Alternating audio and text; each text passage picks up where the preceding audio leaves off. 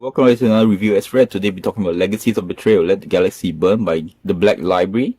Now this is part of the very successful Horus Heresy series, and this book is basically 19 short stories that have been put together into this book. It has several stories on various events that happened during the long-running series. Some of the stories, in fact, even as short as 5 pages. Now these events are like the untold stories, they're not major events and everything like that, but they help to fill in the holes on certain things, like how some character gets their nickname and so on. So we'll go through the same process. We'll talk about the pros, the cons, and a conclusion, so let's get to it. Now, first let's get into the cons of the book. Now, the first one is the title and the cover. Now, on the cover, you have a World Eater, a Emperor's Children, and 1,000 Suns. Now, these are all Chaos Space Marines, and the title is Legacies of Betrayal. It makes you think instantly of the Chaos factions, or rather, Horus's faction, which is the so-called bad side of the whole conflict. And you are a Chaos Space Marine fan, and you want to read about that side of the conflict. This book actually is not just about the Chaos factions. They also include several stories on the Ultramarines, the Space Wolves, and so on. So again, it's advertised in a certain way that is somewhat misleading. Another con is the fact that because they are all short stories, there's no overarching plot throughout the whole book. So like with some of the stories, some are better than others. So that feeling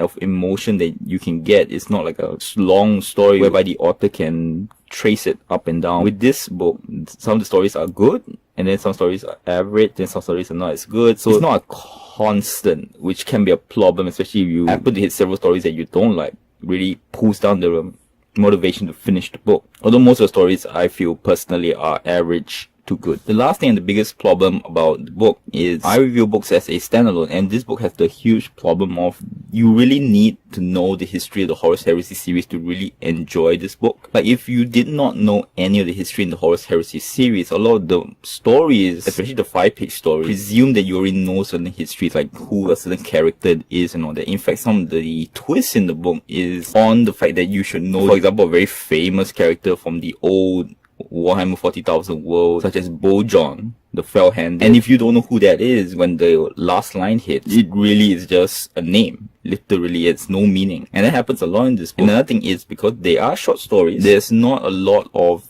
really exciting stuff. Like one of the last books I reviewed, Vengeful Spirit, titans, huge battles and everything like that. But in these short stories, they don't have that. They don't have that epic feel that a long story has. Now, for the first pro of the book is, of course, if you are a fan of the Horus Heresy series and Warhammer 40,000 in general, but more of the Horus Heresy series, then this book is good. It doesn't really fill holes in a way, because a lot of these stories are like unsung hero situations whereby if you didn't know it, it wouldn't affect the storyline at all.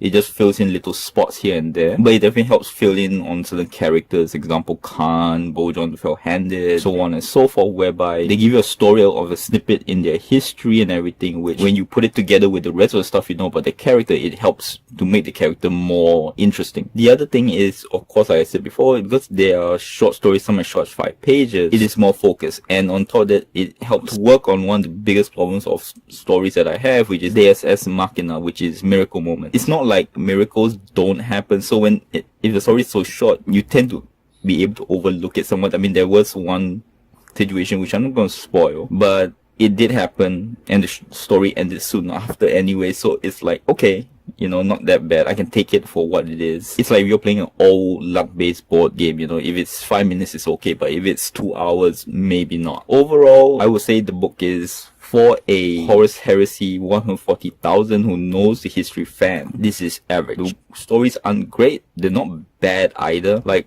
I said before, some of them has one line at the end in which only affects you if you know the character, and even then it was okay. Some of the stories are actually very nice, but like I said, because there are 19 stories, some of the stories are just better than others. But for a non-fan, it means you're just coming buying this as a science fiction novel, I can't recommend it, because a lot of stories you won't even get. You won't even be able to achieve the feeling that the author went for. So that is Legacies of Betrayal. Thank you very much. Till next word.